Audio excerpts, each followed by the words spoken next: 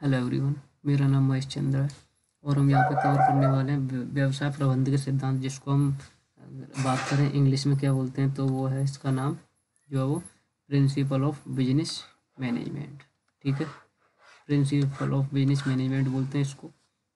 तो चलिए कवर करते हैं। हम यहाँ पे कुछ डेफिनेशंस देख लेते हैं जो कि डिफरेंट डिफरेंट साइंटिस्ट ने दिए और जो कि इन्होंने अपने अपने दृष्टिकोण से जो देखा है इन्होंने और परिभाषित किया है, उसी को इन्होंने जो है डिफाइन किया है यहाँ पे। तो देख लेते हैं, जैसे कि ये ईफ नहीं है, एफ ई, ये ऐसे आएगा, ठीक है ना। FW टेलर के अनुसार प्रबंध यह जानने की कला है कि आप क्या करना चाहते हैं। यहाँ पे क्या बात हो रही है, क्या की बात हो रही है, हम यानी कि क्या करना चाहते हैं हम उसकी बात करते हैं। FW टेलर के अनुसार अगर प्रबंध में बात करें हम तो, और उसके बाद फिर हमें ये देखना होता है कि क्या करना है और कि कार्य एवं सार्वभौमिक मित्र विधि से किया जाना चाहिए। यानी कि यहाँ पे दो चीज़ों की बात हो रही है। यहाँ पे पहली चीज़ हो रही है कि हमें काम क्या करना है, ठीक है, उसके साथ साथ और उसको जो है वो किस विधि से करना है, ठीक है ना, विच मेथड इज अप्लाइड, ठीक है ना, जो कि हम अपने वर्क के दौरान जो है वो अप्लाई करेंगे। जोसेफ एल मेसी के अनुसार इन्होंने क्या बोला है कि प्रबंध दूसरे व्यक्तियों से कार्य संपन्न कराना है। यानी कि प्रबंध का मतलब क्या होता है, एक मैनेजमेंट, और मैनेजमेंट क्या करता है, दूसरे व्यक्तियों से कार्य कराता है, ठीक है ना। अब कंसेप्ट देख लेते हैं, मैनेजमेंट का कंसेप्ट क्या बोलता है। तो यहाँ पे जैसे कि सन 1940 तक अगर बात करें हम प्रबंध की, तो प्रबंध विषय का विकास जो है मुख्यतः कारखानों में कार्यरत अधिकारियों द्वारा हुआ। यानी कि जो कारखानों में कार्य करते थे ना पहले व्यक्ति, कि उन्हों के द्वारा हुआ, जिसमें जैसे कि लेखाकार होते थे, जिसको हम अकाउंटेंट होता था, इंजीनियर होता था, एवं इंजीनियर के साथ अन्य तकनीकी यानी टेक्नोलॉजी के व्यक्ति जो प्रमुख थे, यानी कि जो मेन कार्य करते थे। इन्होंने जो है वो अपने कार्य एवं अनुभवों के आधार पर प्रबंध को परिभाषित किया। जो जो इन्होंने एक तरीके से फेस किया ना वर्क के दौरान, वो चीज़ को इन्होंने परिभाषित किया था यहाँ पे। फलस्वरूप इनकी परिभाषाओं में इनके कार्य की प्रकृति की छाप रही है। यानी कि एक, अब यहाँ पे क्या बात हो रही है देखो, फलस्वरूप इनकी परिभाषाओं में यानी कि इन्होंने जो चीज़ डिफाइन की, वो क्या चीज़ डिफाइन की रही, जो कि इन्होंने वर्क के दौरान महसूस की, वह चीज़ बताई इन्होंने। और प्रबंध जो पूर्णतः एवं सही रूप से परिभाषित ना हो सका, क्योंकि इन्होंने जो चीज़ इन्होंने फेस की वो देखी इन्होंने केवल। सन 40 के बाद की अगर हम बात करें तो कुछ जो एजुकेशनिस्ट थे ना, उन्होंने प्रबंध के क्षेत्र में पदार्पण किया। यानी कि उन्होंने केवल इसी चीज़ को जो है वो महसूस किया। वहाँ पे केवल इन्होंने वर्क के दौरान की कार्य की बात हो रही थी। लेकिन अगर हम बात करें ना 1940 के बाद की सन, तो 1940 के बाद की अगर हम बात करें तो इन्होंने केवल इसी में समर्पण दे दिया कि बस हम इसी चीज़ को जो है फाइंड आउट करेंगे। परंतु ये शिक्षाविद जो है वो शिक्षा की किसी एक शाखा से संबंध ना होगे। जैसे कि मतलब जरूरी नहीं था कि ये टेक्नोलॉजी से, साइंस से या एक ही चीज़ से थे। यहाँ पे विभिन्न विभिन्न तरीके के लोग थे। जहाँ पे एक वाणिज्य, समाज शास्त्र, मनोवैज्ञानिक, गणित और दर्शन शास्त्र आदि से संबंधित थे। इससे क्या होता है पता है कि यहाँ पे जब अनेक अनेक तरह के लोग होंगे, तो वो जैसे कि समाजशास्त्र, मनोवैज्ञानिक, गणित, तो ये एक तरीके से ऑल फैक्टर को इंक्लूड कर रहे हैं यहाँ पे, है ना। ऑल फैक्टर को इंक्लूड करेंगे। जब जब तक हम सारे फैक्टर्स को जो चेक नहीं करेंगे, जब तक हमें एक चीज़ से उसकी जो कमियां क्या चल रही हैं उसका हम पता नहीं कर सकते हैं। अच्छा, मूल रूप से अगर हम वर्तमान विश्व में प्रबंध की विभिन्न जो प्रमुख धारणा प्रचलित हैं, कौन कौन सी धारणा जो चल रही हैं वो, जैसे कि अगर हम फर्स्ट नंबर की बात करें तो प्रबंध लोगों से कार्य कराने से संबंध रखता है। देखो, जो दूसरी डेफिनेशन दी थी ना, जो डेफिनेशन थी यहाँ पे जो जोसेफ एल मेसी ने, तो यहाँ पे इन्होंने तो बोला था कि दूसरों व्यक्तियों से कार्य संपन्न कराना ही होता है। तो पहली डेफिनेशन भी यहीं पे आ गई कि प्रबंध लोगों से कार्य कराने से संबंध रखता है। अच्छा, मैनेजिंग, इंग्लिश में अगर हम बात करें इसकी, तो मैनेजिंग जो है वो इन्वॉल्व है getting things done through peoples, यानी कि जो लोगों के द्वारा कार्य कराया जाता है। प्रारंभ में प्रबंध का आशय केवल उन व्यक्तियों से लगाया जाता था जो दूसरों लोगों से अर्थात श्रमिकों से कार्य संपन्न कराते थे। जैसे कि एक टीम लीडर होता था, या हम बात करें तो मैनेजर होता था, ठीक है ना। अगर मैनेजर होता था तो वो क्या करता था, अपने से जो नीचे लेवल के लोग होते हैं ना, उनसे जो वो कार्य संपन्न कराते थे। तो जो कार्य संपन्न करा रहे हैं यानी कि जो एक अच्छी पोस्ट पे, तो उसको हम क्या बोलेंगे, प्रबंध, ठीक है ना। तो इसको प्रबंध का आशय यहाँ पे क्लियर हो गया कि श्रमिकों से कार्य कराना है, दूसरे लोगों से कार्य कराना है जो कि अपने से नीचे लेवल के होते हैं, तो उसको बोलते हैं प्रबंध। प्रबंध एक तरीके से मैनेज करना किसी चीज़ को या वर्क को एक तरीके से मैनेज करना, ठीक है ना। प्रबंध दूसरे पॉइंट की बात करें हम तो प्रबंध जो है व्यक्ति समूहों के साथ मिलकर कार्य संपन्न कराने की कला है। अब देखो वहाँ पे तो केवल बात ये हो रही थी कि दूसरे व्यक्तियों से कार्य करा रहे थे, लेकिन यहाँ पे क्या बात हो रही है, समूह के साथ मिलकर एक तरीके से, जैसे कि यहाँ पे एक व्यक्ति की बात नहीं हो रही, यहाँ पे अलग अलग जो वो स्पेशलिस्ट हैं और वो क्या कर रहे हैं वहाँ पे जो वर्कर्स से जो कार्य करा रहे हैं, यानी कि स्पेशलिस्ट बोल सकते हैं, स्पेशलिस्ट पर्सन जो है वो कार्य संपन्न करा रहे हैं, ठीक है ना। अच्छा, अगर हम बात करें इसकी इंग्लिश में क्या बोलते हैं इसको, तो ये management is an art to get the work done through and with the group of people. But यहाँ पे ग्रुप ऑफ पीपल जो होंगे ना, तो वो क्या होंगे, स्पेशलिस्ट होंगे एक तरीके से, तो वो जो मिलके कार्य करा रहे हैं व्यक्तियों से, ठीक है ना।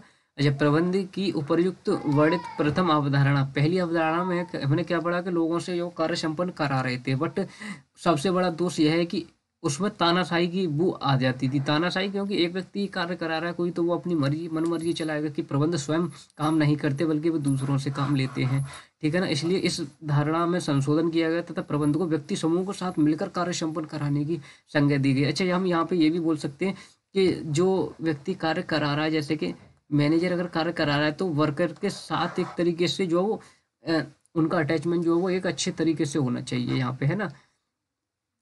तो वो बात हो रही है। बात करें हम क्वेश्चन जो ऑप्शन नंबर 3 की बात करें हम, तो यहाँ पे प्रबंध एक प्रक्रिया है। प्रक्रिया मतलब मैनेजमेंट जो वो एक प्रोसेस है, एक तरीके से ये जो वो स्टेप बाय स्टेप चलता रहता है ना, एक स्टेप से दूसरे स्टेप पे, दूसरे से तीसरे स्टेप पे, ऐसे ही वो चलता रहता है।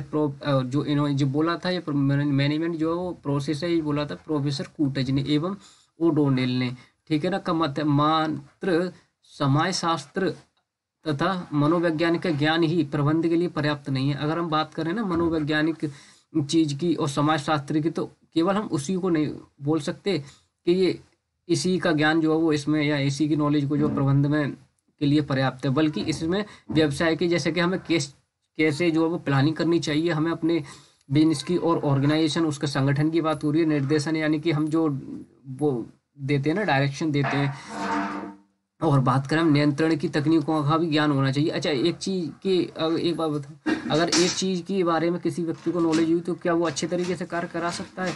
जी नहीं, उसको जो वो थोड़ी थोड़ी नॉलेज और अदर चीज़ों की भी होनी चाहिए। तो जैसे कि अब प्लानिंग होगी कहीं पे, प्लानिंग एक अच्छे तरीके से होगी तो हम उसको क्या कर सकते हैं फिर, और जब हम प्लानिंग अच्छी से करेंगे तो फिर हम ऑर्गेनाइज भी कर सकते हैं उस वर्क को अच्छे तरीके से। अच्छा, जब हम उसको ऑर्गेनाइज कर लेंगे तो फिर अब एक तरीके से डायरेक्शन भी हम अच्छे तरीके से दे सकते हैं वहाँ पे, है ना। काम करने के लिए डायरेक्शन के साथ साथ हम क्या वहाँ पे जो वो कंट्रोलिंग भी सही से कर सकते हैं, ठीक है जी। तो कंट्रोलिंग भी हम सही तरीके से कर सकते हैं। अगर ये बात करें 4th पॉइंट की, तो प्रबंध एक नवीन विचारों वाली शक्ति है। नवीन विचारों की क्या है, एक तरीके से यहाँ पे इनोवेटिव चीज़ों की बात हो रही है, यानी कि हम एक तरीके से पुरानी चीज़ों पे कंट्रोल ना होकर एक जगह पे हम एक तरीके से फिक्स अप्रोच ना यूज करके फ्लेक्सिबल अप्रोच जो है वो हम यहाँ पे अप्लाई करें। फ्लेक्सिबल अप्रोच की बात हो रही है यहाँ पे, ठीक है ना।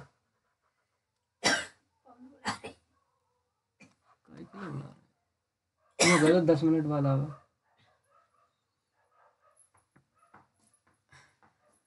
नवीन एक जो प्रबंध है जो है वो नवीन विचारधाराओं वाली शक्ति है। Management is an innovative forces, यानी कि इनोवेशन लेने की बात होती है। न्यूमैन एवं समर।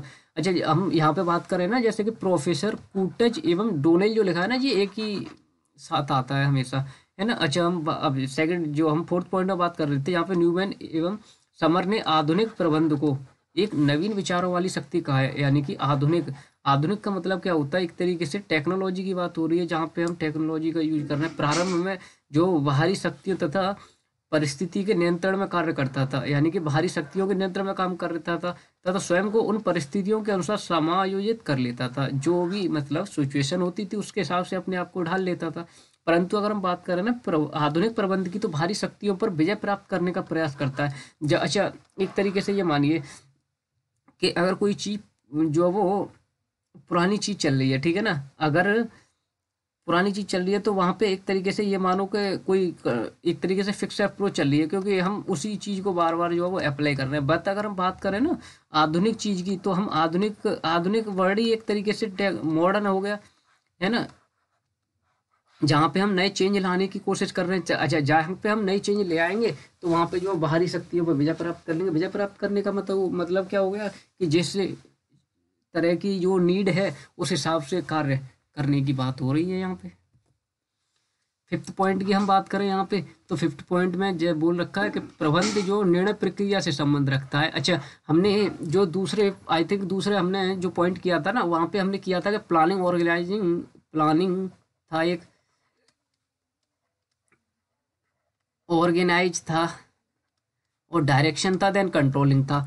तो अच्छा, यहाँ पे क्या बात हो रही है कि प्रबंध निर्णय प्रक्रिया से संबंध रखता है, तो डिसीजन तो लेगा ही लेगा प्रबंध, क्योंकि भाई उससे जो नीचे लेवल के बंदे काम कर रहे हैं तो उन्होंने से कार्य करा रहा है वो, तो वो एक तरीके से वो डिसीजन मेकिंग ही तो प्रोसेस हो गया, डिसीजन ही तो ले रहा है। अच्छा, हम बात करें यहाँ पे जैसे कुछ प्रबंध शास्त्रियों का एक मात्र कार्य यह निर्णय लेना है कि कार्य करने के विभिन्न ढंगों में से कौन सा ढंग सर्वोत्तम रहेगा। यानी कि कुछ जो प्रबंध होते हैं ना, उनका कार्य केवल ये होता है कि हम इसमें से कौन सा मेथड जो है वो अच्छा है उसको अप्लाई करें कार्य में, ठीक है ना, जिसे चुना जाए।